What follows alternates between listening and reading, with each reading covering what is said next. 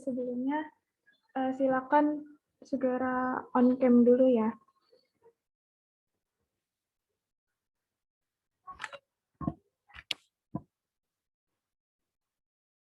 Segera on cam semuanya.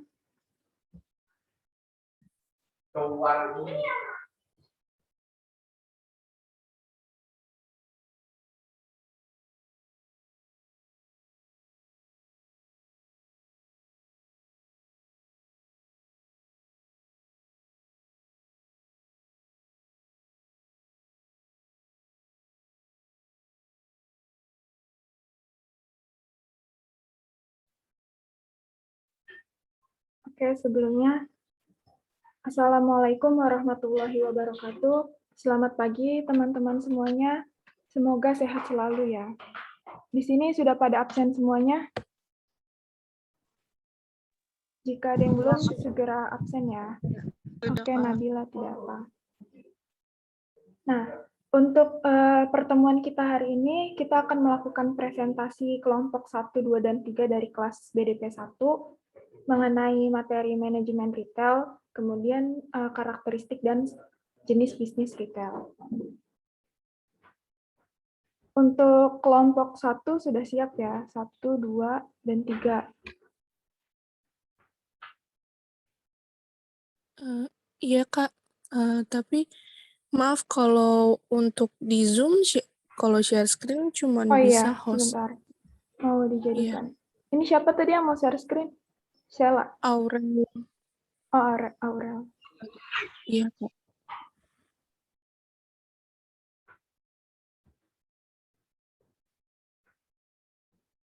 Udah. Terima kasih Kak. Silakan untuk kelompok 1 boleh di-share. Oh ya, tunggu sebentar. Sebelumnya, sebelum kita memulai pembelajaran, mari kita berdoa menurut agama dan kepercayaan masing-masing. Berdoa mulai.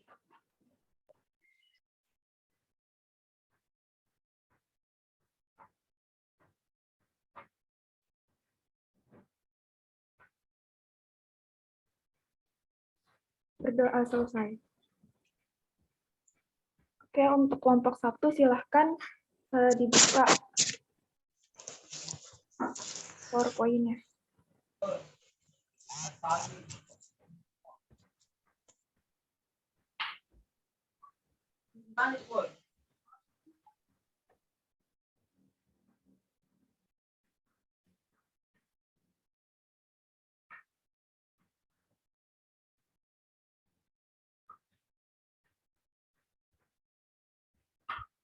Jadi nanti diusahakan untuk satu kelompok, satu mata pelajaran selesai. Jadi 30 menit, 30 menit. Itu sudah mencakup tanya jawab juga ya.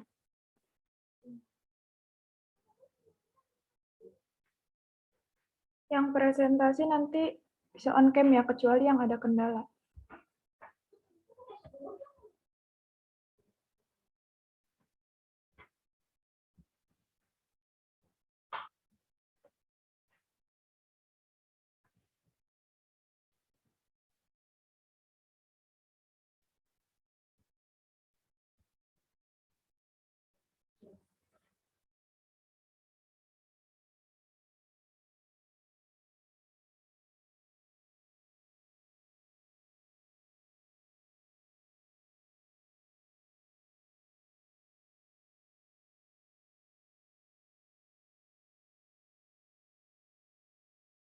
Sudah terlihat ini. Silakan yang presentasi bisa on cam.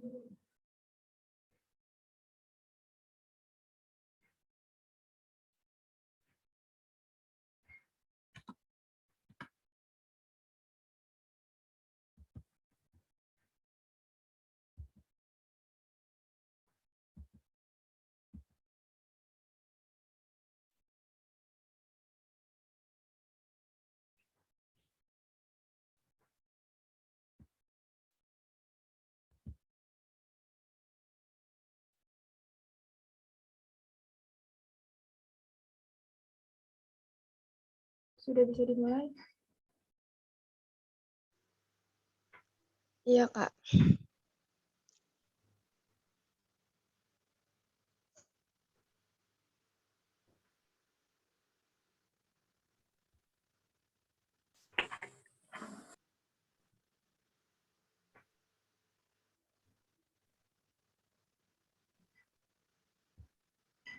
Assalamualaikum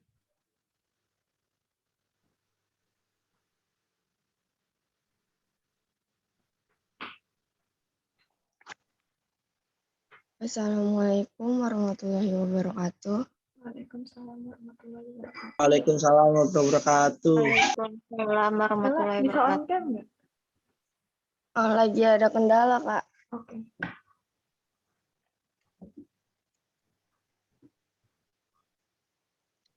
Silakan dilanjut.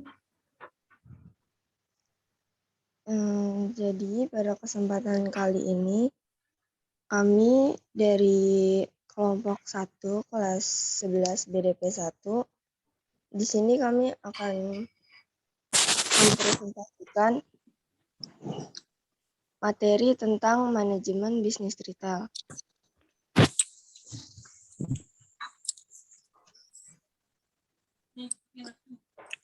Sebelum kita masuk ke materi, di sini ada nama-nama anggota dari kelompok 1. Yang pertama ada Alfiana Permata Sari, yang kedua ada Aurel Jesse, yang ketiga ada Destriana, yang keempat ada Izatinisa, yang kelima ada Rinjani Purnama, dan yang terakhir ada saya sendiri, Salah Karentina. Kebanyakan air.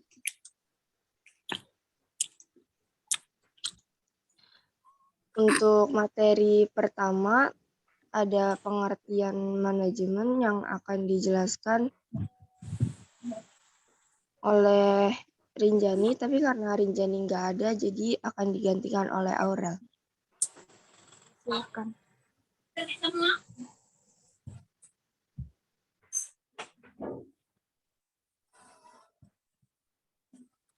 Ya. Jadi pengertian manajemen, apa sih yang dimaksud dengan manajemen itu? Manajemen itu adalah sebuah proses untuk mengatur sesuatu yang dilakukan oleh sekelompok orang atau organisasi untuk mencapai tujuan organisasi tersebut. Ya, dengan caranya itu, dengan cara bekerja sama, seperti memanfaatkan sumber daya yang dimiliki. Untuk materi yang selanjutnya akan dijelaskan oleh Destriana.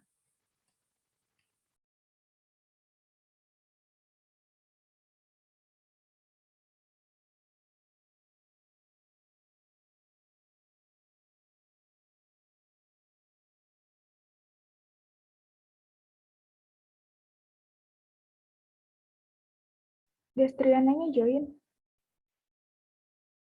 Sepertinya tidak ada Destriana.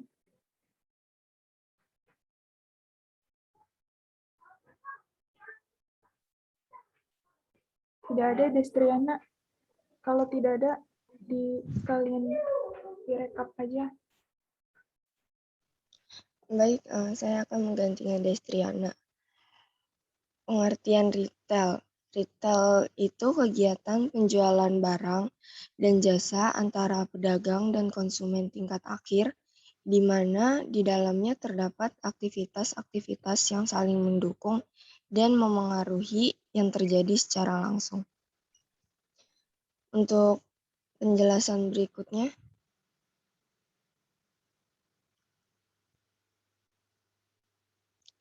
akan dijelaskan oleh Alfiana. Manajemen retail sebuah proses pengaturan faktor-faktor yang berpengaruh dalam bisnis retail. Faktor-faktor tersebut yaitu price, produk, dan promotion. Selanjutnya Aurel.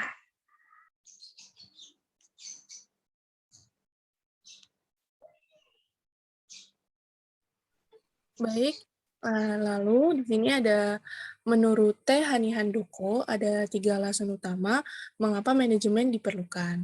Nah, yang pertama ini yaitu agar tujuan pribadi dan organisasi dapat tercapai.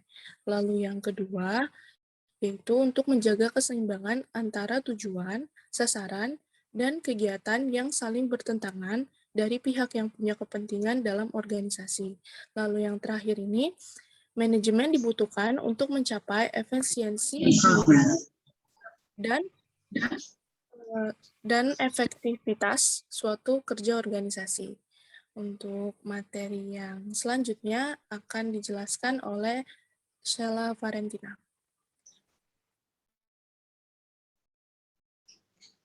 Baik, materi berikutnya ada fungsi manajemen. Jadi manajemen ini memiliki beberapa fungsi. Di antaranya ada perencanaan, pengorganisasian, pengarahan, dan pengendalian. Slide berikutnya. Yang pertama ada perencanaan. Jadi dalam fungsi ini manajemen itu berperan untuk menetapkan tujuan atau sasaran yang hendak dicapai oleh suatu organisasi. Kemudian membuat rencana yang terbaik untuk mencapai tujuan tersebut. Nah, pada perencanaan ini tuh manajer akan mengevaluasi atau memilih rencana apa yang sekiranya paling cocok untuk diterapkan agar tujuan tersebut itu tercapai. Yang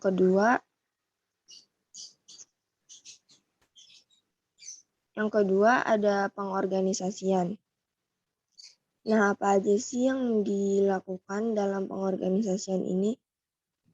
Jadi di pengorganisasian ini tuh yang dilakukan ada 4 hal. Yang pertama tuh menentukan tugas apa yang harus dikerjakan. Yang kedua, siapa yang harus mengerjakannya. Yang ketiga, siapa yang bertanggung jawab atas tugas tersebut. Dan yang terakhir, hingga pada tingkat mana keputusan tersebut harus diambil. Penjelasan berikutnya akan dijelaskan oleh Izatinisa.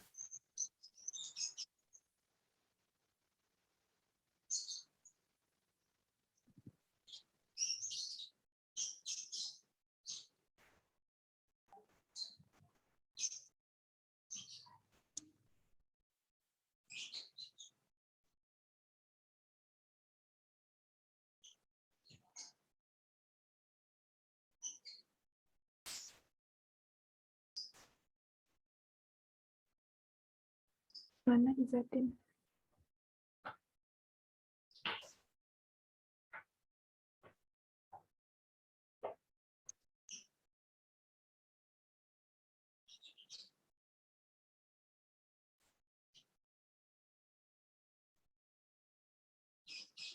Iza belum ada suaranya. Kamu masih ke mute. Oh iya Kak, mohon maaf Kak sebelumnya. Baik, saya ulangi ya. Saya sini akan menjelaskan fungsi directing. Directing ini kan biasa dilakukan oleh seorang pemimpin atau manajer dari sebuah organisasi kan ya. Nah, apa aja sih yang harus dilakukan oleh seorang manajer ini dalam menerapkan directing? Yang pertama, menerapkan kepemimpinan, bimbingan maupun motivasi terhadap pekerja agar bisa bekerja secara nyaman, baik, dan maksimal. Yang kedua, memberi tugas dan serta penjelasan secara rutin terkait dengan job desk atau masalah pekerjaan. Dan yang terakhir, menjelaskan terkait seluruh kebijakan yang berlaku di sebuah yang sudah ditetapkan. Baik, selanjutnya. Dan fungsi terakhir ini ada controlling. Sama ya, controlling itu masih dilakukan oleh seorang pemimpin dari sebuah organisasi. Hal yang harus dilakukan saat melakukan controlling itu yang pertama untuk menentukan standar prestasi ya, ini maksudnya standar prestasi, mengukur prestasi atau kinerja yang telah dicapai, membandingkan prestasi yang telah dicapai dengan standar prestasi, dan yang terakhir serta melakukan perbaikan dari standar prestasi yang telah ditentukan. Baik, di sini saya akan meringkas yang poin-poin di sini itu merupakan lebih tepatnya itu maaf Aurel ya. Di sini saya akan meringkas sedikit supaya teman-teman mengerti ya. Poin-poin ini itu merupakan step by step ya. Yang pertama itu menentuin standar prestasi. Yang kedua itu mengukur prestasi yang udah dicapai si karyawan sama yang standar yang tadi udah ditetapkan. Terus langkah selanjutnya itu membandingin si karyawan ini udah mencapai prestasi belum sih. Dan yang terakhir itu melakukan perbaikan. Kalau ada seorang karyawan yang belum memenuhi standar prestasi ini, bisa si seorang pemimpin bisa memperbaiki standar-standar tersebut. Baik, saya kembalikan kepada Dokter. Pondok Ungu. Oke, silakan jika ada yang ingin bertanya, langsung masing-masing kelompok. Ini pembagian tugasnya. Si Destri kemana nggak masuk? Dia laptopnya bermasalah, Kak. Oh, tapi HP bisa HP. HP-nya juga nggak bisa, soalnya dia biasa kan pakai Google Meet kita ya, jadi dia belum download Zoom itu. Oh gitu. Maksudnya WA, nanti untuk diskusi kelompok kalian bisa diskusi sama Destri juga. Iya, Kak. Baik, Kak. Oke. Silakan Iza diinstruksikan bagi yang ingin bertanya. Moderatornya salah, Kak. Oke, Sela, silakan. Ya, mungkin cukup sekian penjelasan dari kelompok kami. Apabila ada yang ingin bertanya, kami persilahkan. Assalamualaikum. Ya. Saya Rifa. Kedengaran nggak? Kedengaran kok. Oke. Saya Rifa Livia dari kelompok 3, 10 BDP 1, 11 BDP 1. Jadi mau nanya di sini, tadi kan ada materi faktor-faktor ya, yang dijelasin kalau nggak salah sama Alfiana. Nah, di situ ada place, price, produk, sama promotion. Boleh dijelasin nggak apa itu place, price, produk, dan promotion? Karena tadi nggak ada penjelasannya.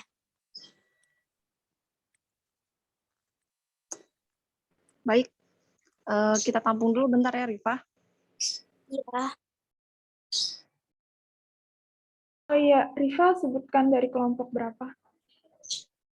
Kelompok 3. Kelompok 3 yang baru nih? Iya.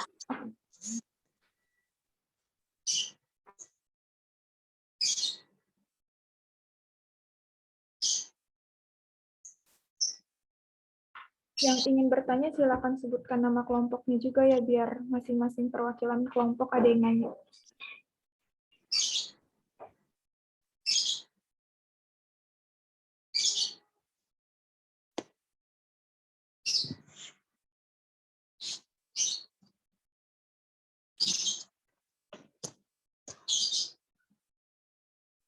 Baik, sebelumnya maaf banget ya. Untuk pertanyaan Rifa kita nggak bisa jawab karena itu materinya itu ada di kelompok 6. Itu di kelompok 6 bakal dibahas secara lengkap. Jadi kalau saya bahas di sini, kemungkinan nanti kelompoknya 6, materi yang akan diulangi oleh kelompok 6. Soalnya Kak Putri kan bagiin presentasi, materi presentasi itu kan cukup kecil ya. Tujuannya itu biar kita mengerti secara detail. Jadi kalau saya jelas sini, nanti diulangin lagi di kelompok 6. Gimana? Oh, nggak apa-apa. Tadi soalnya saya kira emang nggak ada penjelasannya, jadi nanya dulu. Tapi kalau misalnya emang ada di kelompok 6, nggak apa-apa kok. Makasih ya sebelumnya.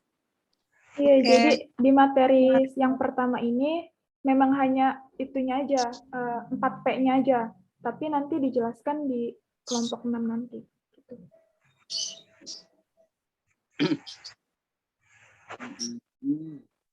Lutfi, Ada lagi nanya, pertanyaan Lutfi? selanjutnya?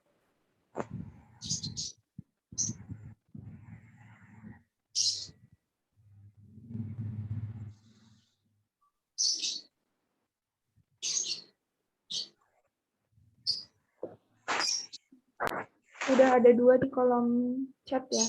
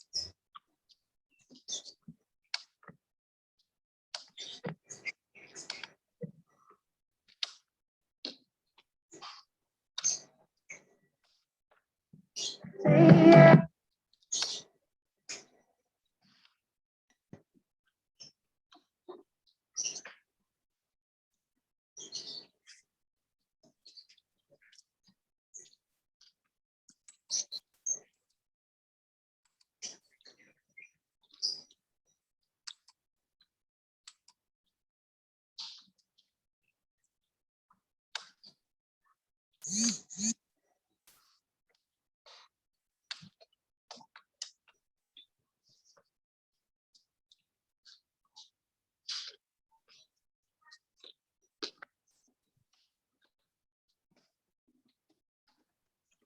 saya Sela Valentina. Di sini saya ingin menjawab pertanyaan dari Tri Suryaningsih. Apa yang terjadi jika jika salah satu fungsi manajemen ini nggak dilakuin ya? Jadi fungsi-fungsi yang telah kita jelasin barusan itu merupakan fungsi-fungsi dasar dari manajemen. Jadi semua fungsinya itu penting untuk dilakukan. Jadi kalau misal salah satu fungsinya itu tidak berjalan dengan baik atau nggak dilakuin, maka tujuan dari sebuah perusahaan atau organisasi tersebut itu susah untuk dicapai.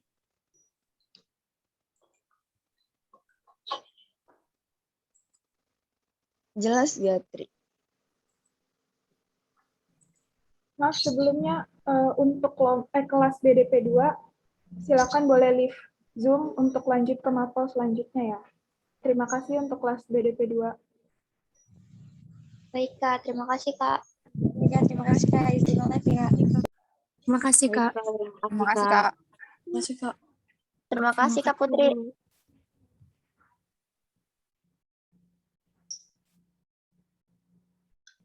Oke, itu tadi Tri sudah menjawab jelas. Bisa dilanjut.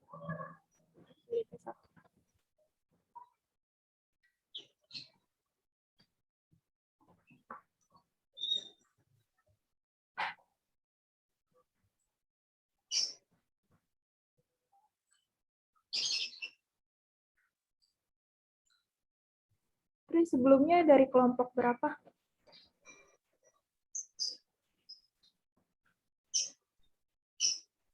Oke, kelompok 6 ya.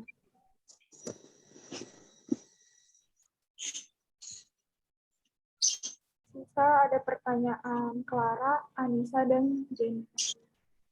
Baik, di sini saya akan menjawab pertanyaan Clara. Di sini Clara itu nanya dari apakah setiap fungsi manajemen itu saling berhubungan? Iya, jawabannya iya. Karena fungsi manajemen yang saya jabarkan dalam PowerPoint ini udah termasuk fungsi umum atau fungsi wajib ya. Kalau fungsi itu seperti tadi yang ditanyakan, kalau Tri tanyakan, kalau fungsi itu nggak dijalankan, itu manajemen tidak akan bisa berjalan dengan baik. Jadi semua fungsi-fungsi tadi itu saling berhubungan. Yang pertama kan ada planning, perencanaan, itu dasar banget. Yang kedua ada pengorganisasian. Kalau kita mau melakukan perencanaan dan mendirikan sebuah organisasi atau perusahaan atau toko, itu sudah pasti harus ada organisasi kan ya, harus terdiri beberapa orang. Terus yang ketiga ada directing atau pengarahan. Nah, pengarahan ini dijalankan oleh manajer atau pimpinan tadi seperti tadi. Dengan controlling juga dilakukan oleh seorang pimpinan. Jadi semua fungsi ini saling berhubungan. Kalau nggak dilakukan, manajemen tidak akan berjalan dengan baik. Baik, sekian dari saya. Bagaimana, Clara?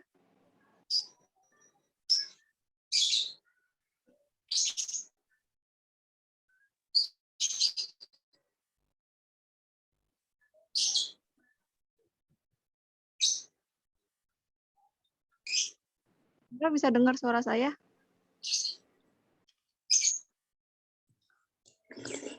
Ya, sudah ada di kolom chat. Lanjut ke pertanyaan Anissa.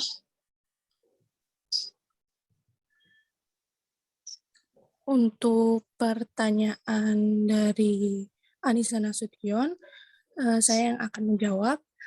Fungsi dari pengorganisasian atau organizing itu apa sih?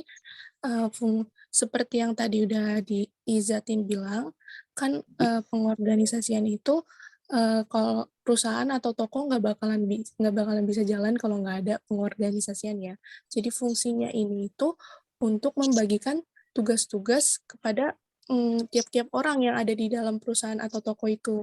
Jadi kalau kita nggak bagi-bagi tugas, kan susah ya kalau ngejalaninnya sendiri. Jadi itu fungsinya organizing.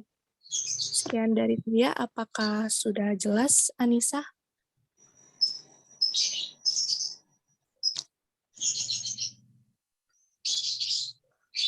Baik, terima kasih. Anissa, kelompok berapa?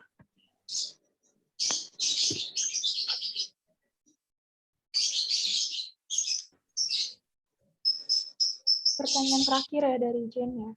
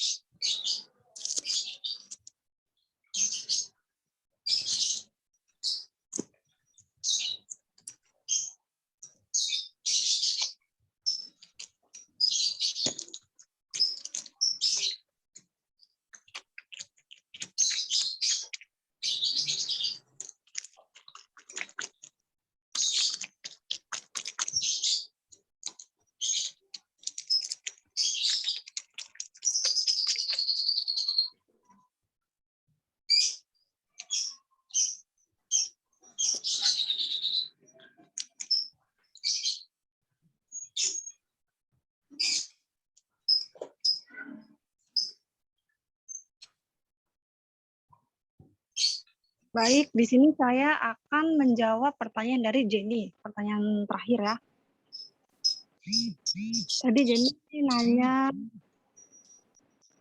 pada bagian pertama fungsi dari controlling adalah menentukan standar. Nah, standar ini yang bagaimana? Apakah setiap jenis retail memiliki standar kontrol yang beda? Ya, jawabannya ya. Setiap jenis toko retail itu punya standar yang beda ya. Kan toko retail itu banyak jenisnya. Ada toko buku, ada toko pangan, terus ada pakaian. Itu kan semuanya termasuk jenis retail ya. Jadi setiap jenis retail itu memiliki fungsi yang berbeda. Terus dia juga Jenny juga minta contohnya kan ya. Contohnya itu toko buku kali ya. Ada yang tahu toko buku Setia Kawan kan? Setiap fungsi pada setiap bulan itu kan dia kan menetapkan standar ya. Setiap menetapkan standar ini misalnya nih jika setiap karyawan mampu meningkatkan penjualan atau apapun itu, meningkatkan omset, itu akan diberi bonus. Atau misalnya setiap karyawan yang dapat melayani pelanggan dengan baik akan diberi bonus atau penilaian bulanan yang bagus gitu. Terus kehadiran itu penting banget ya. Apalagi kalau tokonya itu udah terstruktur banget, itu udah penting banget kalau kehadiran. Jadi kalau kehadiran dia terus bagus, setiap harinya hadir dan absennya tepat waktu, itu akan dapat penilaian yang bagus di mata seorang manajer atau pimpinan. Baik, sekian dari saya. Sudah jelas atau belum, Jenny?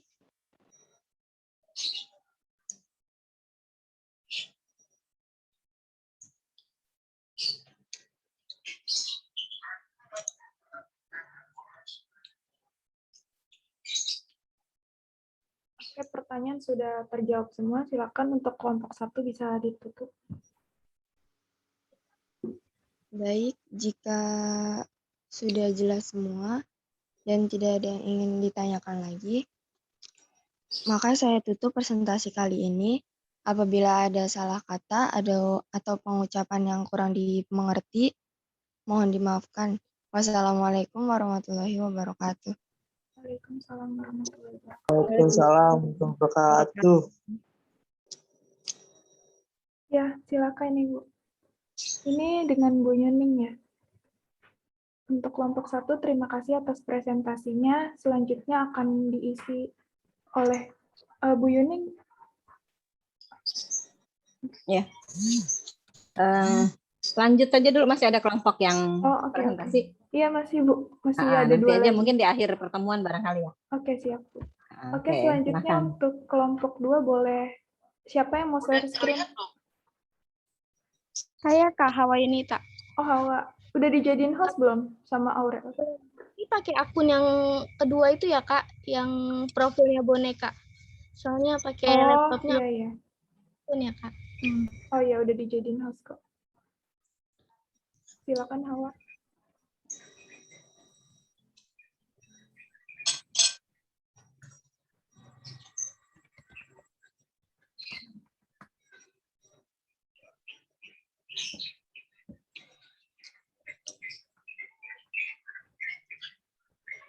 Baik, ini langsung dimulai aja ya Kak. Iya, silakan langsung.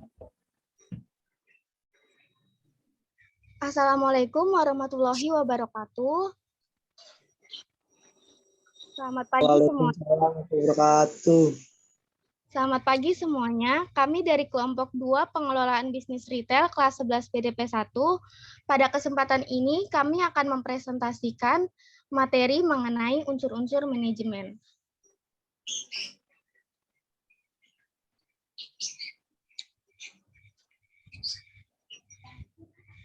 Baik, berikut adalah nama-nama anggota kelompok 2, yaitu yang pertama ada Aliazara Syadia, yang kedua ada Cahya Amelia, lalu ada Elfrida Natania, saya sendiri Hawa Yunita, ada Lutfi Kwan Firdaus, dan ada Sadia. Nah, untuk poin-poin yang akan kita bahas pada presentasi kali ini, itu terdapat 6 poin unsur manajemen. Yaitu yang pertama ada manusia atau human, yang kedua ada uang atau money, yang ketiga ada bahan atau materials, yang keempat ada mesin atau machine, yang kelima ada metode atau methods, dan yang keenam ada pasar atau market. Oke, selanjutnya. Nah, sebelum membahas materi unsur manajemen lebih lanjut, pada slide ini saya akan mereview sedikit ya mengenai pengertian manajemen yang sebelumnya sudah dijelaskan oleh kelompok 1. Seperti yang kita ketahui, bahwasannya manajemen itu merupakan suatu ilmu atau seni yang merupakan proses perencanaan atau pengorganisasian yang mengatur proses pemanfaatan sumber daya yang ada secara efektif dan efisien untuk mencapai tujuan tertentu. Nah, di dalam bisnis itu terdapat 6 unsur manajemen yang berpengaruh dalam keberhasilan usaha. Unsur-unsur ini saling berkaitan dan tidak dapat dipisahkan dari satu sama lain.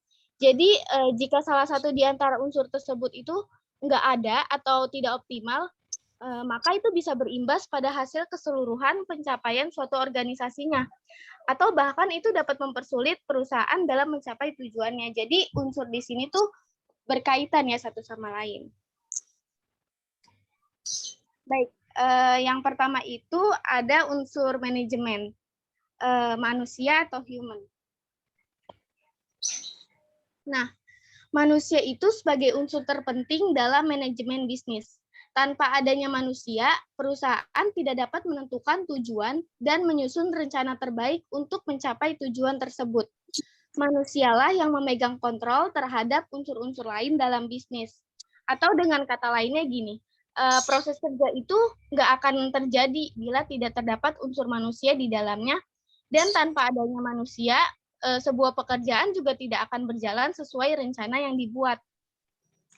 Manusia itu kan memiliki keterampilan hingga sifat yang berbeda-beda ya, sehingga manajemen manusia itu sangat dibutuhkan untuk mendapatkan hasil kerja yang maksimal, lingkungan kerja yang sehat, terus juga ide-ide inovatif yang dapat memajukan usaha. Itu kan dari manusia kan, dari unsur manajemen manusia. Manusia, jadi kayak bisa dibilang gini loh, manusia yang membuat tujuan dan manusia pula yang melakukan proses untuk mencapai tujuan. Oleh karena itu, nggak salah dong kalau manusia itu dibilang sebagai unsur manajemen yang paling utama atau penting dalam unsur manajemen. Baik, selanjutnya itu ada poin yang kedua. Untuk poin yang kedua ini akan dijelaskan oleh Aliazara Syadia. Kepada Aliazara Syadia dipersilakan untuk menjelaskan materi. Baik, saya akan menjelaskan unsur manajemen yang kedua, yaitu uang atau money.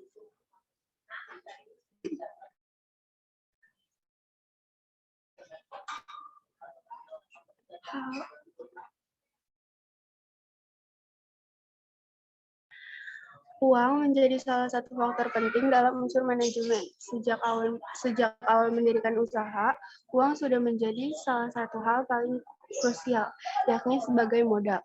Selain itu, uang juga dapat berfungsi sebagai alat pengukur nilai. Keberhasilan suatu kegiatan atau penjualan bisa diukur berdasarkan jumlah uang yang beredar dalam perusahaan. Jadi uang ini merupakan salah satu unsur manajemen yang terpenting. Baik, penjelasan dari saya serahkan kepada moderator. Terima kasih. Baik, terima kasih Alia. Untuk poin yang ketiga, itu akan dijelaskan oleh Cahya Amelia. Kepada Cahya Amelia dipersilakan untuk menjelaskan materinya. Terima kasih Hawa. Yang ketiga itu ada bahan atau material. Nah, jadi salah satu unsur manajemen yang penting itu adalah material, karena material dapat memenuhi pencapaian tujuan. Lalu ada 2 jenis bahan dalam unsur ini, yakni bahan setengah jadi dan bahan jadi. Tanpa adanya bahan, bisa dipastikan suatu bisnis akan kesulitan untuk menghasilkan produk yang hendak dijual.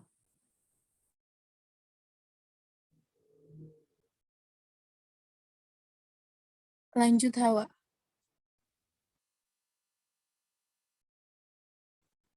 Udah ya, Cahya? Baik, selanjutnya itu ada poin yang keempat. Untuk poin yang keempat itu akan dijelaskan oleh Elfrida Natania. Kepada Elfrida dipersilakan untuk menjelaskan materinya.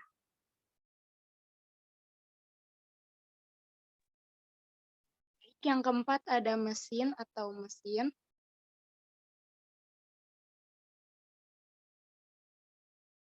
Salah satu unsur manajemen yang paling menjadi pendukung terhadap berjalannya proses pencapaian tujuan yang efisien adalah mesin. Dengan menggunakan mesin akan membantu mempercepat pekerjaan yang dilakukan. Mesin digunakan untuk memproses bahan baku agar menjadi sebuah produk yang berkualitas. Mesin tidak hanya terbatas pada mesin pabrik untuk menghasilkan produk barang.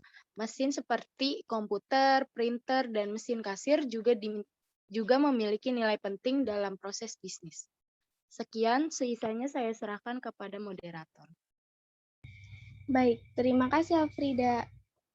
Selanjutnya ada poin kelima. Untuk poin kelima akan dijelaskan oleh Sadia. Kepada Sadia dipersilakan untuk menjelaskan materinya. Baik, terima kasih Hawa. 5 di sini ada metode atau dibilang metode. Unsur metode ini membantu untuk menjalankan setiap proses manajemen secara efektif dan efisien. Oleh karena itu, perlu menentukan metode terbaik untuk diterapkan perusahaan. Dari sini biasanya akan ditemukan kesinambungan antara satu definisi dengan definisi lain, sehingga seluruh karyawan bisa bekerja secara berdampingan dengan baik.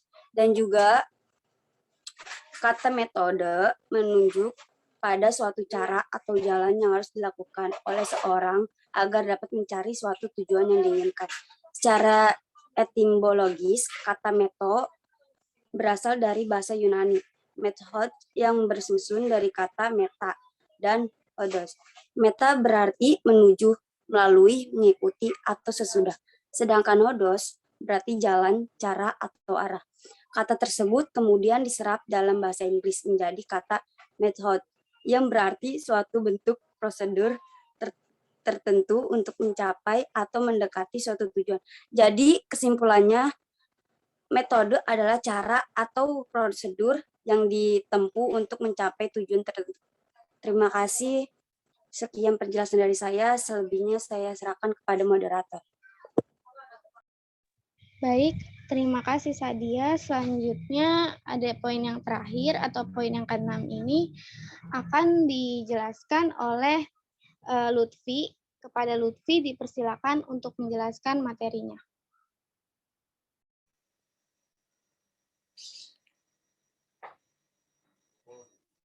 PPT-nya nggak ada.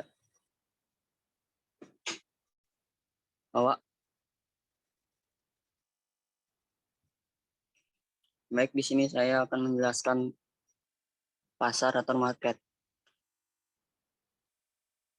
Memasarkan produk tentu sangat penting sebab bila barang yang diproduksi tidak laku, maka proses produksi barang akan berhenti, artinya proses kerja tidak akan berlangsung sebagus apapun.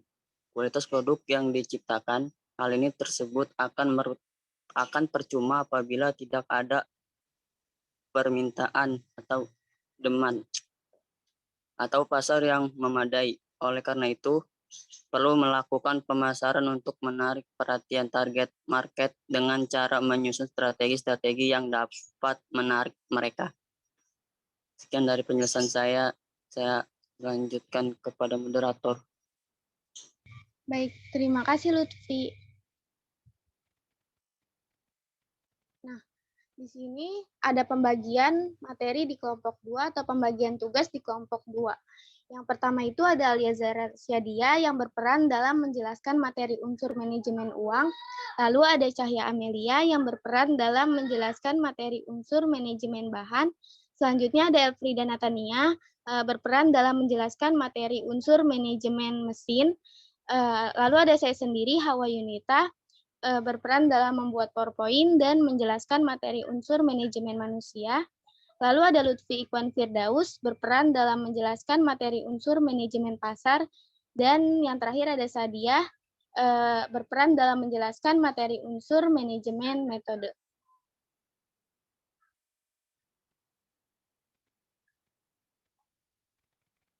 Baik, demikianlah beberapa hal yang bisa kami sampaikan pada presentasi hari ini. Sebelumnya saya mohon maaf yang sebesar-besarnya kepada Ibu Putri dan teman-teman semua apabila di dalam penyampaian tadi mungkin ada kesalahan kata atau beberapa pernyataan yang salah. Dengan ini presentasi hari ini saya tutup. Terima kasih buat teman-teman semua yang sudah menyimak dan hadir pada presentasi hari ini. Sekian, kurang lebihnya mohon maaf. Wassalamualaikum warahmatullahi wabarakatuh. Waalaikumsalam warahmatullahi wabarakatuh. Assalamualaikum. Jangan lupa yang ingin bertanya untuk kelompok 2 ya, Hawa. Iya, Kak. Dipersilakan buat yang mau nanya, boleh tanya. Minimal 3 pertanyaan ya, dan dari kelompok yang berbeda. Assalamualaikum. Saya Sela Valentina dari kelompok 1. Saya ingin bertanya, tadi kan di unsur uang disebutkan bahwa uang adalah hal yang paling krusial. Nah, itu tuh maksudnya apa ya? Makasih.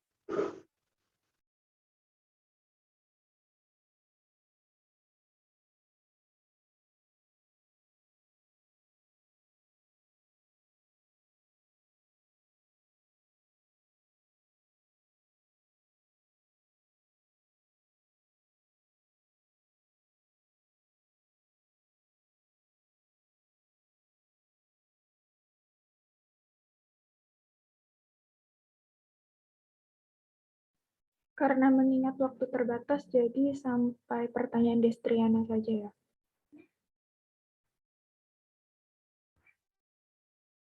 Baik, ini udah bisa dijawab ya, Kak, buat pertanyaannya? Ya, sudah ada 3 pertanyaan kan? Baik. Di sini saya akan menjawab pertanyaan dari Tri Suryaningsih yang bertanya, tolong berikan pengertian serta contoh barang jadi dan setengah jadi.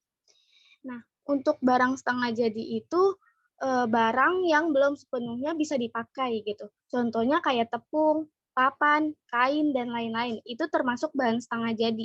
Sedangkan untuk bahan jadi itu yang bisa langsung dipakai oleh si konsumennya gitu.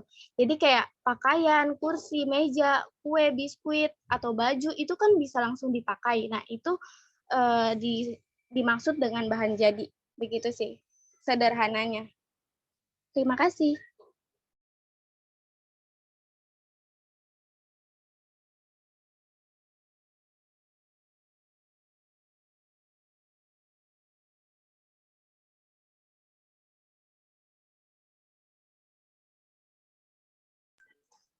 Saya Aliazara Syadia ingin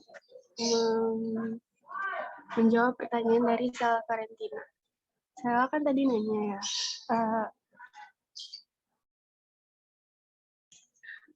uang merupakan suatu hal yang paling krusial.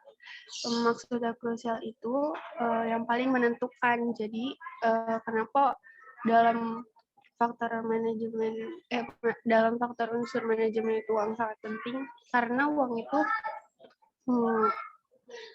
itu sebagai salah satu faktor yang paling menentukan. Misalnya kayak sebagai modal itu kan kalau misalnya nggak ada uang juga nggak ada modal dong. Jadi kenapa uang itu sangat krusial atau menentukan gitu. Terima kasih Sela, udah jelas belum? Iya, udah. Terima kasih, Alia.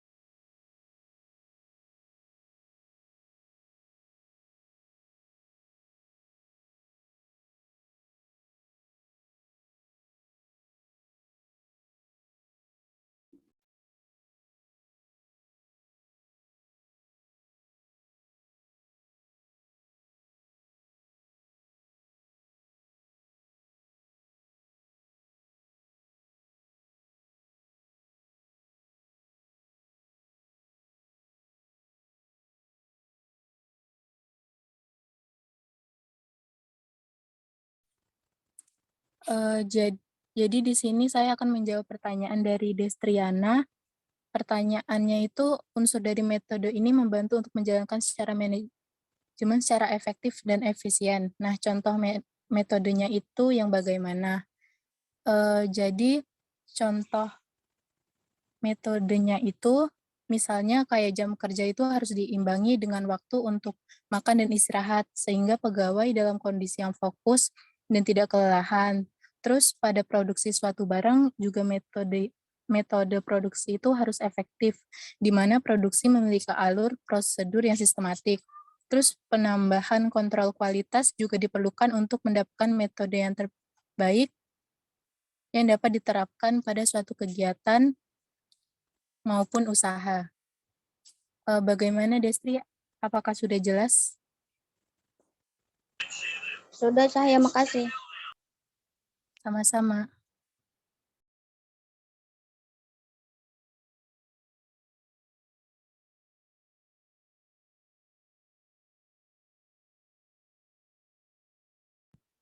Oke, ini pertanyaan semua sudah terjawab.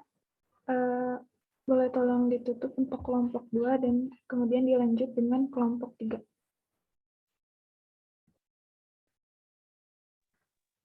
Dengan ini presentasi hari ini saya tutup. Terima kasih buat teman-teman semua yang sudah menyimak dan sudah bertanya pada presentasi hari ini. Sekian, wassalamualaikum warahmatullahi wabarakatuh. Waalaikumsalam warahmatullahi wabarakatuh. Waalaikumsalam warahmatullahi wabarakatuh.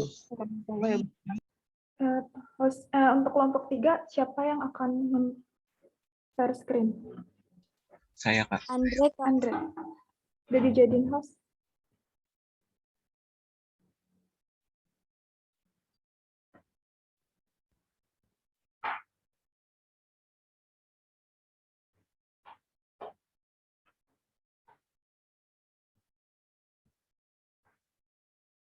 Hawa, tolong pindah hostnya ya ke Andre.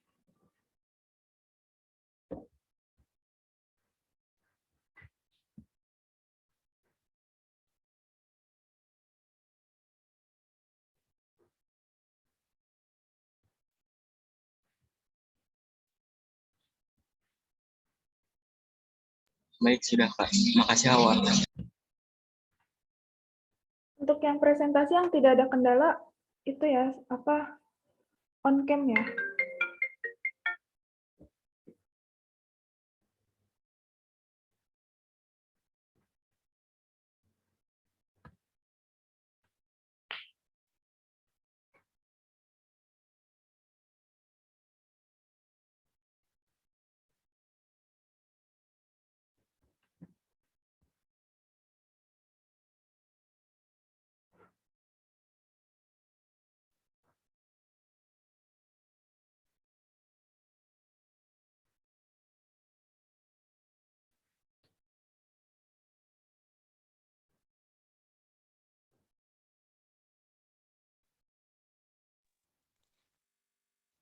Maaf Kak Putri, udah boleh dimulai? Ya, udah. Sudah, silakan. Udah kelihatan juga. Ya. Assalamualaikum warahmatullahi wabarakatuh. Waalaikumsalam. Waalaikumsalam.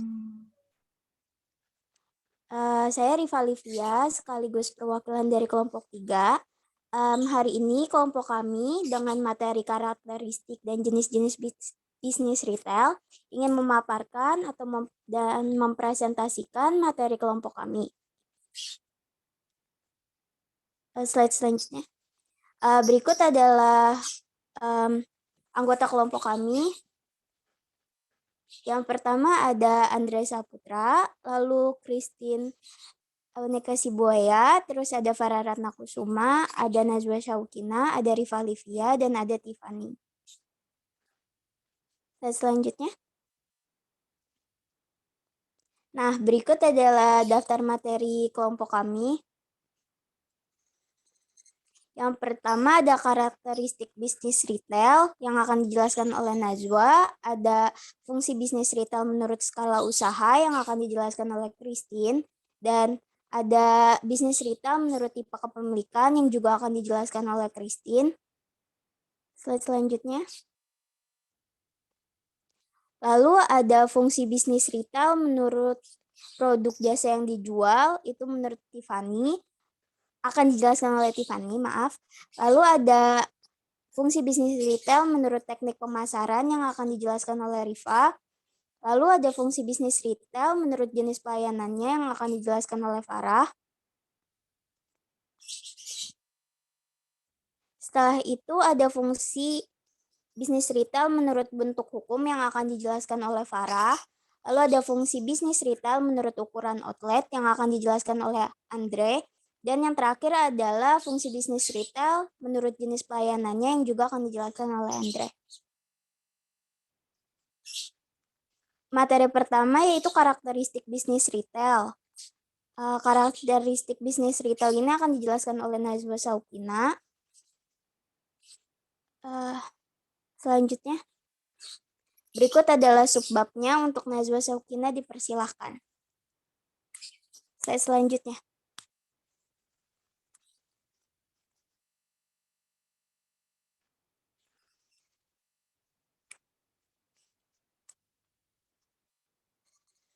Baik, Najwa bisa langsung dijelaskan. Ya, sebelumnya terima kasih Rifa. Jadi di sini saya bakalan jelasin karakteristik dari bisnis retail. Di sini saya ambil dari menurut Berman dan Evans dikutip oleh Asep S. Surjana 2005. Ada beberapa karakteristik bisnis retail, yaitu sebagai berikut. Yang pertama ada kuantitas yang kecil atau small enough quantity. Jadi di sini maksudnya adalah terdapat pada usaha retail dengan poin penjualan barang dalam partai kecil, yaitu jumlah secukupnya untuk dikonsumsi sendiri dalam waktu tertentu. Maksudnya ketika penjual atau pemilik usaha retail mendapatkan barang dari supplier dalam jumlah yang besar, tapi pada saat dijual kepada konsumen tetap dalam ukuran yang kecil. Yang kedua ada impulse buying. Dalam karakter ini, kondisi yang tercapai dari ketersediaan barang dalam jumlah dan jenis yang sangat variatif, sehingga menimbulkan banyak pilihan dalam proses belanja konsumen. Impuls atau impulsif itu maksudnya kan melakukan sesuatu secara insting. Jadi di sini ketika seorang konsumen beli barang sesuatu, tapi akhirnya milih barang lain juga, itu maksudnya dari impulse buying. Yang ketiga ada kondisi toko atau store condition. Pada karakteristik ini dipengaruhi oleh lokasi toko, efektivitas penanganan barang, jam buka toko, dan tingkat harga yang bersaing. Menurut Asep Asurdana 2005, aspek-aspek internal bisnis retail terdiri atas aset, human atau manusia, finance atau keuangan, dan merchandise sebagai barang penjualan. Cukup untuk saya kembalikan kepada Rifa. Baik, terima kasih Najwa. Untuk selanjutnya, slides, yaitu jenis-jenis bisnis retail. Dengan materi bisnis retail, menurut pertama skala usaha, yang kedua adalah tipe kepemilikan yang akan dijelaskan oleh Christine. Berikut adalah subbabnya. Untuk Christine, bisa langsung dijelaskan.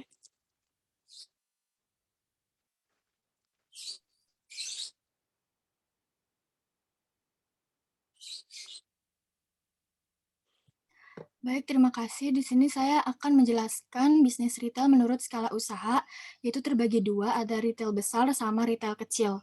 Retail besar itu merupakan pengecer yang menyediakan barang yang dijualnya itu dalam jumlah besar. Contoh jenis retailnya itu seperti department store, supermarket, hypermarket, general store, dan chain store. Nah, dalam retail besar ini, retail ini tuh mengutamakan kenyamanan konsumen dari sisi interior dan eksterior. Biasanya tuh yang ditawarkan, produk yang ditawarkan itu seperti pakaian, terus alat-alat elektronik dan juga produk-produk yang impor. Terus retail kecil itu biasa disebut juga dengan retail atau pengecer tradisional, yang dimana tuh barang yang dijualnya itu biasanya dalam jumlah yang kecil.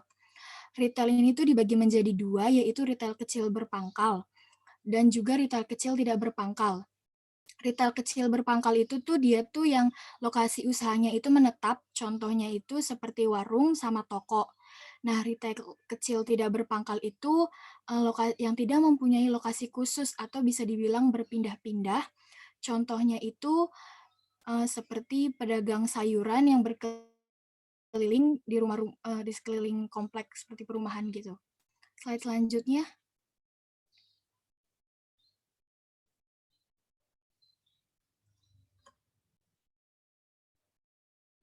Bisnis retail menurut tipe kepemilikan itu ada independent retail firm, yaitu outlet pengecer yang dimiliki dan dikelola secara independen tanpa adanya afiliasi atau penggabungan.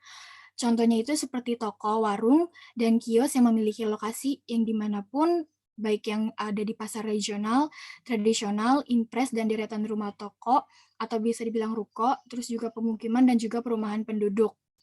Yang kedua itu ada waralaba atau franchising atau franchises. Dia itu merupakan kontrak kerjasama antara perusahaan induk atau franchisor dan independent business person atau franchisee. Dia itu melakukan usahanya itu dengan cara pihak franchise ini mengikuti aturan dan kebijakan yang telah digariskan oleh perusahaan induk, di mana mereka ini berhak menggunakan nama dan menjual produk serta jasa franchisor. Yang ketiga itu ada corporate chain. Retail jenis corporate chain itu terdiri atas dua atau lebih bisnis, tetapi saling berhubungan yang dimiliki oleh suatu kelompok atau beberapa individu pemegang saham. Contohnya itu ada department store, superstore, specialty store, dan pasar swalayan.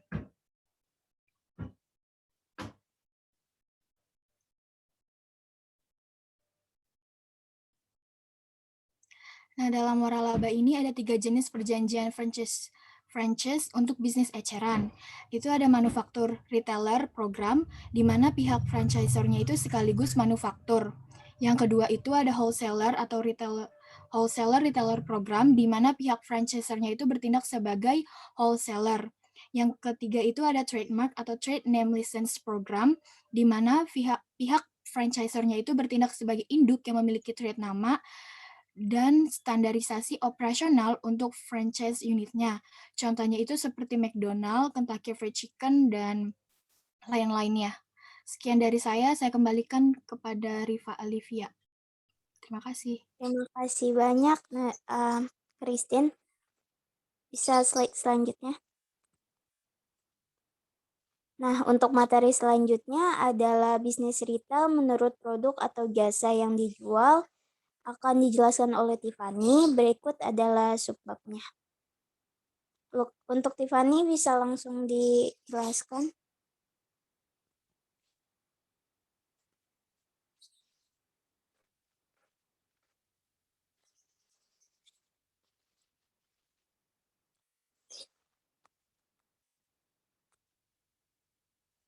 Oke, sepertinya Tiffany nggak ada di Zoom ya. Jadi akan saya bacakan aja. Yang pertama ada service retailing. Jadi service retailing merupakan jenis retail di mana produknya berupa jasa atau layanan yang langsung kepada konsumen. Service retailing dapat dibagi menjadi 2 jenis, yaitu rented goods service. Rented goods service merupakan jenis retail yang menyewakan barang, menjual jasa di mana kepemilikan terhadap barang tersebut dapat berada pada tangan retailer. Contohnya tuh seperti menyewa apartemen, sewa CD, sama rental motor. Dan yang kedua ada own good service, yaitu retail jenis ini biasanya merupakan retail yang membiarkan pelayanannya untuk memperbaikan dan memodifikasi barang milik pelanggan. Kepemilikan barang berada sepenuhnya pada pelanggan. Pengusaha retail jenis ini hanya bertugas memperbaiki dan memodifikasi. Contoh dari retail jenis ini yaitu bengkel sepeda, bengkel motor, reparasi komputer, dan jenis lainnya. Dan yang terakhir adalah non-good service, yaitu retail ini menawarkan jasa personal yang bersifat tidak berbentuk produk fisik, seperti jasa sopir travel atau tour guide, tukang cukur, dan pengasuh bayi. Slide selanjutnya. Nah, selanjutnya adalah produk retailing. Produk retailing merupakan jenis retail yang menjual berbagai produk berupa barang kebutuhan. Retail jenis ini terbagi menjadi 2 jenis, yaitu yang pertama toko serba ada atau toko serba. Perusahaan eceran yang biasanya menawarkan pakaian, produk, dan peralatan rumah tangga dan mempekerjakan sedikitnya 25 orang dalam perusahaannya. Nah, yang kedua adalah katalog showroom. Berbelanja di retail jenis ini sedikit berbeda, yaitu harus memakai belangko pemesanan. Hal ini terjadi karena barang-barang yang ditawarkan biasanya hanyalah barang-barang contoh yang memang dipajang sebagai contoh. Yang ketiga ada food and drugs retailer. Jadi retailer yang menawarkan produk berupa makanan dan obat-obatan. Ini terbagi menjadi 3 jenis utama. Slide selanjutnya.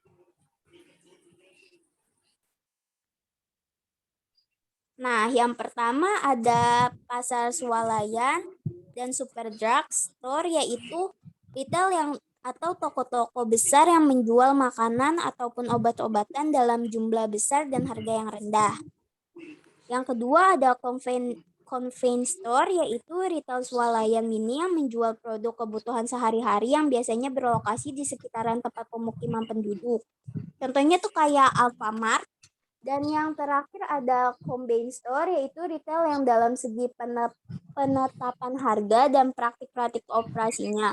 Retail ini mirip dengan super drugstore, tetapi retail itu lebih besar.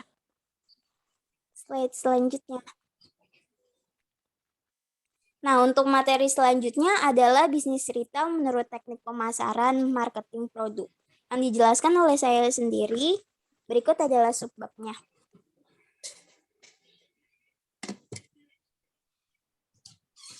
Jadi, bisnis retail menurut teknik pemasaran marketing produk, seiringi dengan perkembangan teknologi, maka teknik pemasaran marketing ataupun mengalami perubahan, yaitu secara in-store retailing dalam toko maupun non-store retailing. Non-toko menggunakan sistem jemput bola langsung mengikuti konsumen.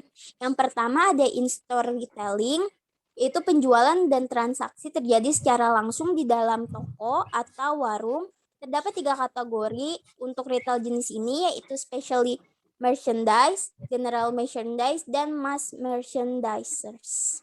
Dan yang kedua adalah non-store retailing, merupakan retail non-toko yang menjual produk dan jasa dengan memakai media selain toko.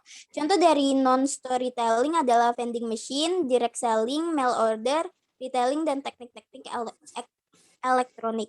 Yang ketiga ada direct selling, barang yang dijual dalam transaksi dilakukan secara langsung antara konsumen dan penjual, contohnya itu kosmetik dan peralatan masak. Yang keempat ada vending machine, mesin merupakan alat transaksi yang digunakan dalam menjual barang konsumsi. Dan yang kelima, slide selanjutnya. Yang kelima ada mail order.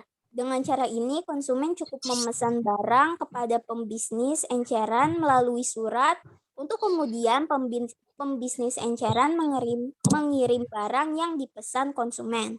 Lalu ada electronic shopping. Ada 2 macam electronic shopping, yaitu dengan memakai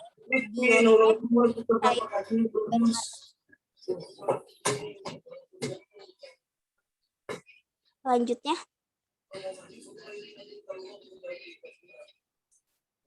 materi selanjutnya adalah bisnis retail menurut jenis pelayanannya dan yang akan dijelaskan oleh Farah.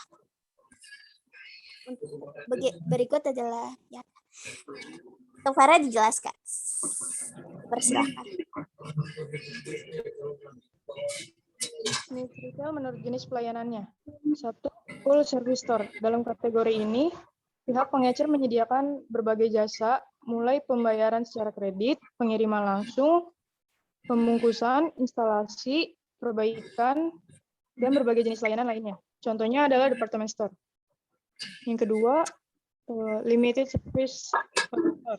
Jenis ini biasanya ditemukan untuk produk atau barang yang membutuhkan bantuan dari pelayanan toko, terutama jika konsumen ingin mencoba produk atau barang yang akan dibelinya. Contohnya adalah pakaian pria, sepatu, aksesoris, otomotif, dan mebel. Yang ketiga, self-service store, pelayanan di mana konsumen dapat memilih produknya secara langsung. Untuk memudahkan konsumen mencari barang yang dibutuhkannya, pengelola memasang display klasifikasi barang yang mudah dilihat konsumen. Kadang disediakan beberapa pelayanan toko yang membantu konsumen mencari barang dicarinya. Contohnya adalah supermarket atau toko swalayan. Slide selanjutnya. Maaf Farah, instruksi dulu. Sebelumnya Friska boleh tolong dimatiin nggak mic-nya? Selain yang presentasi, mohon dimatikan mic-nya. Atau host tolong di-mute aja. Oke, makasih. Farah boleh dilanjut.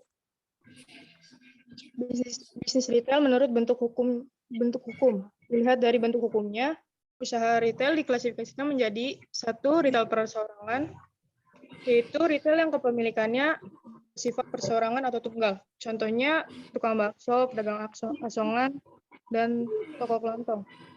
Yang kedua, kemitraan atau partnership, yaitu bisnis retail memiliki kepemilikan dari 2 orang atau lebih yang masing-masing terlibat untuk menjalankan bisnis tersebut. Contohnya Alfamart, Indomart, dan firma hukum.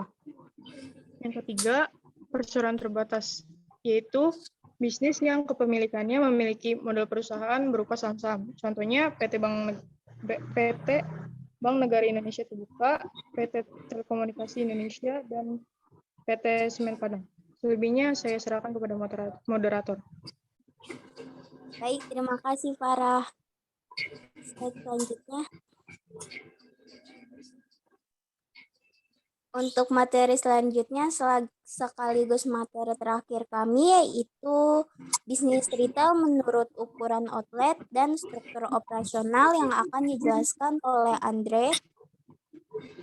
Berikut adalah subbabnya. Untuk Andre dipersilahkan.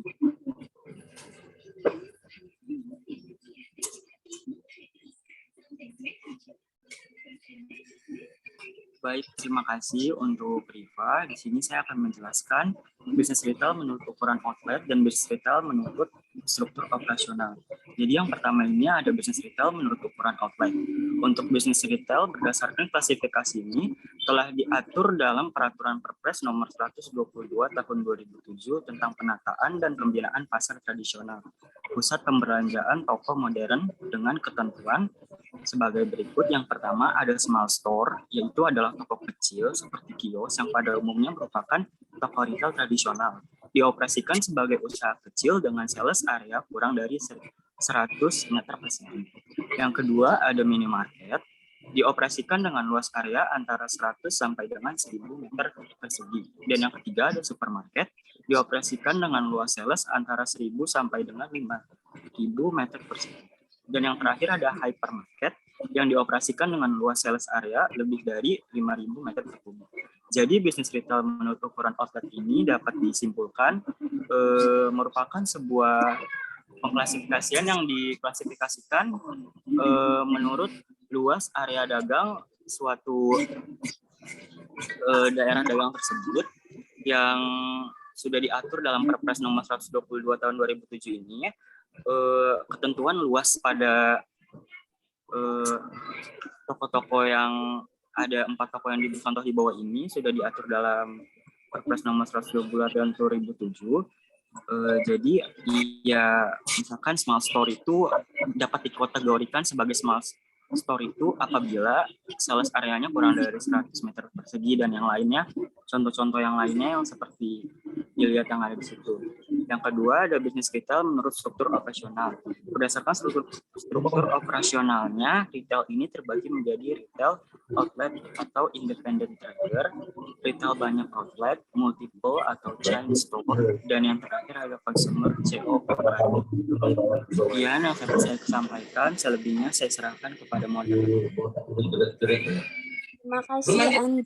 Slide selanjutnya. Untuk slide selanjutnya adalah berisikan job kelompok 3 dan pembagian materi serta sumber materi kami. Bisa dilihat di sini. Slide selanjutnya, Dre. Oke, sekian dari kelompok 3. Kurang lebihnya mohon maaf. Kalau mau ada tanya jawab, silakan ditanyakan. Makasih. Ada si Mena punya duit berapa? Terima kasih kelompok 3. Ini 3 pertanyaan saja ya. Cukup 3 pertanyaan. Sudah ada 2. Untuk Friska tolong di-mute dulu ya. Maaf, saya mau nanya. Oh, Ya, ya. Ya, silakan.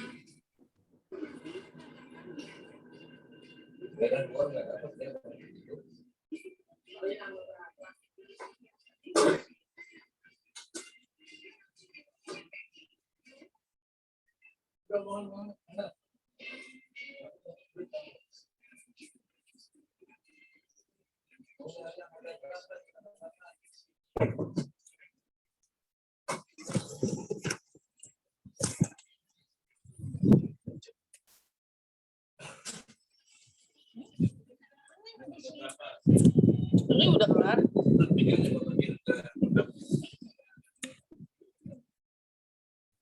Kalau mau di luar mau harga berapa? Kalau mau di sini banyak di bawah cepet. Sudah ada 4 penanya ya.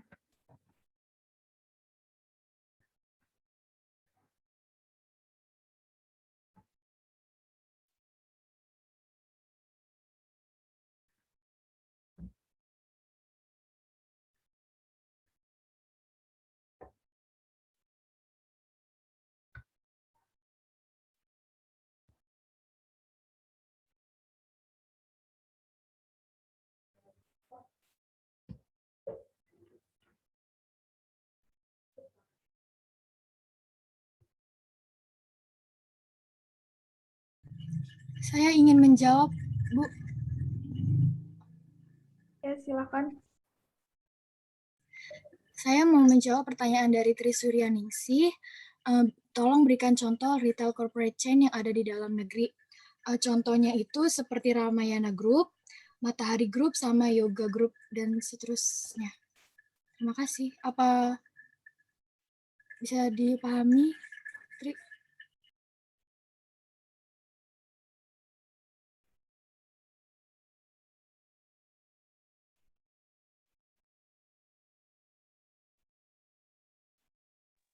Assalamualaikum, saya Rifa Alivia. Di sini mau menjawab pertanyaan dari Anissa Nasution, yaitu jenis barang retail yang menjual jasa tetapi kepemilikan barang tetap berada di tangan retailer adalah, tadi sudah dijelaskan, ini adalah rented goods service. Bagaimana, Anissa, sudah jelas? Mungkin bisa disebutkan contohnya seperti apa? Oh, contohnya tadi juga udah disebutkan sih. Ada sewa apartemen, sewa CD, rental mobil, dan usaha jasa lainnya. Ya, benar. Sudah dijelaskan juga sih tadi. Terima kasih.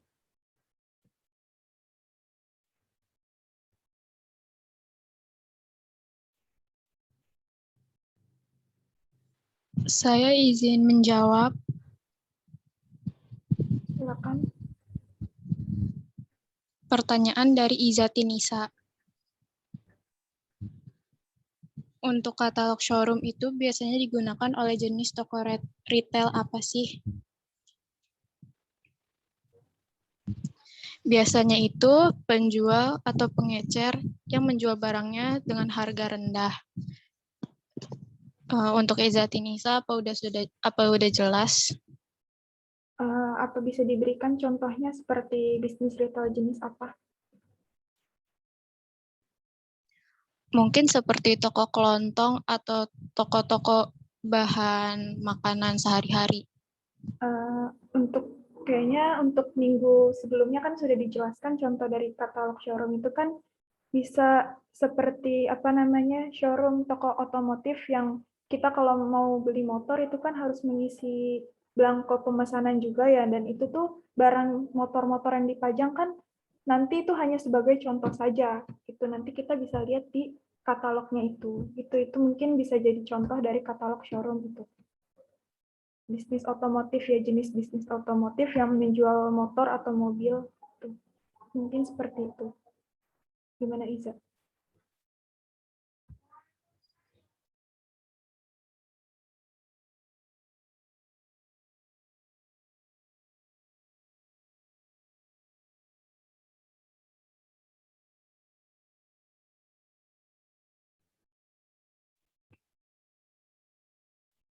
Oke, lanjut. Pertanyaan terakhir dari Jenny.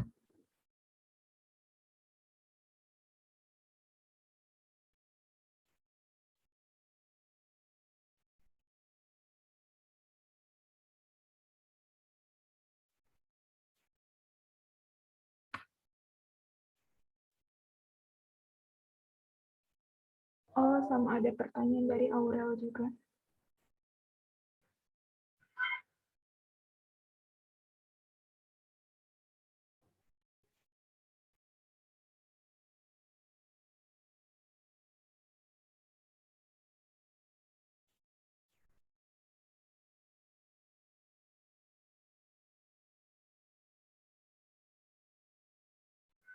Pertanyaan Jenny dengan Aurel sejenis ya. Hampir mirip.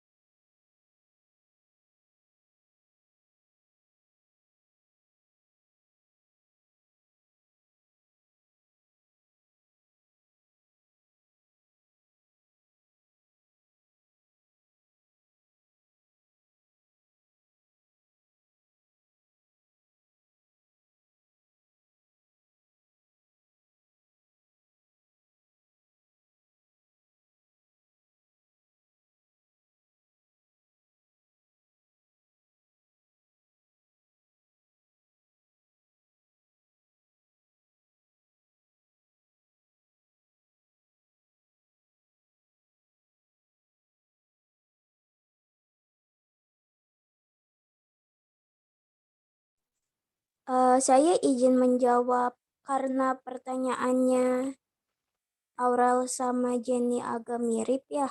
Langsung barengan aja. Jadi kan yang ditanya tuh contoh wholesaler ya. Nah, contoh wholesaler ini ada supermarket, department store, retail shop, sama car dealer, dan sebagainya. Bagaimana? Udah terjawab?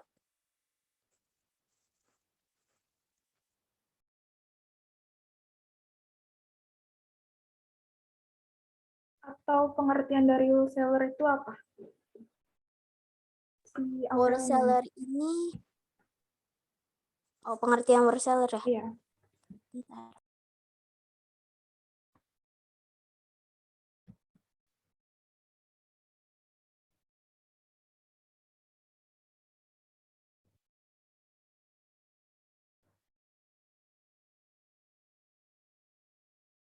Jadi wholesaler ini tuh adalah distributor yang menjual produk ke pengecer. Jadi kayak simpelnya aja tuh ini loh Bu, pedagang grosir. Ya, seperti itu. Jadi bagus. Lanjut.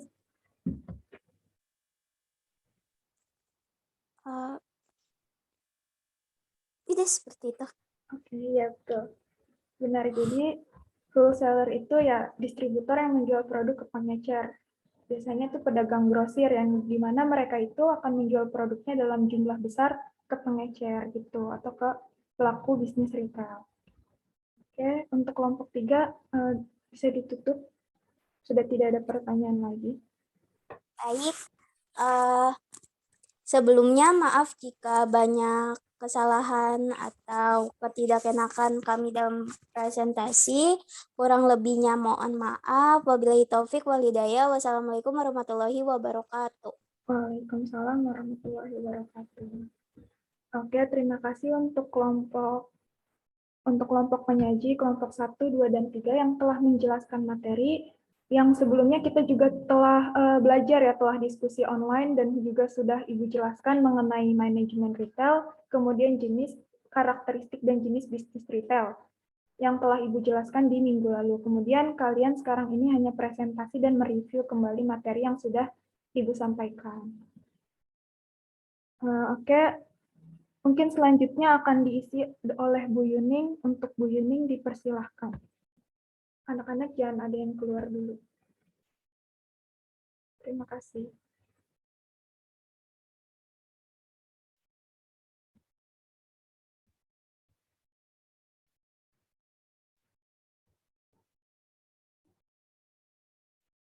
Ibu Yuning bagaimana?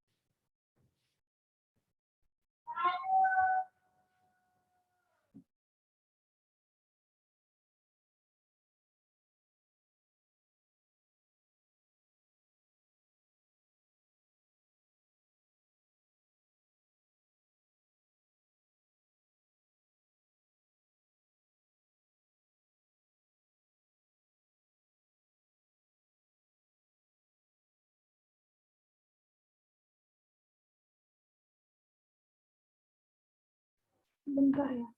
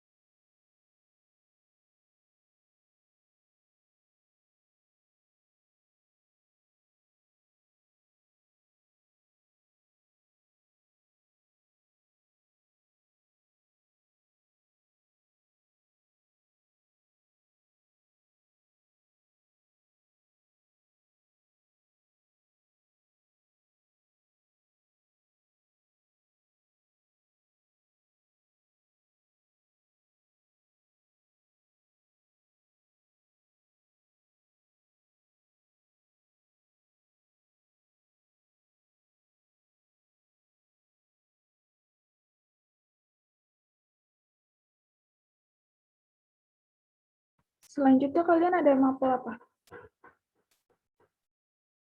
Administrasi transaksi. Via apa?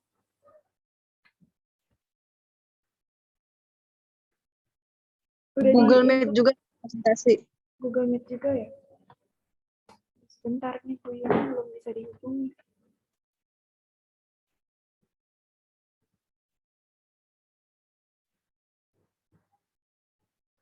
Dengan Bu Julia ya? Iya, Kak. Bentar ya.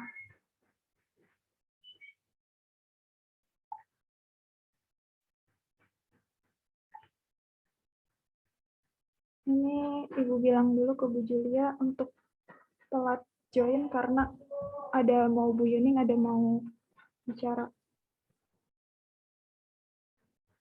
Sudah saya sampaikan, Kak. Oke.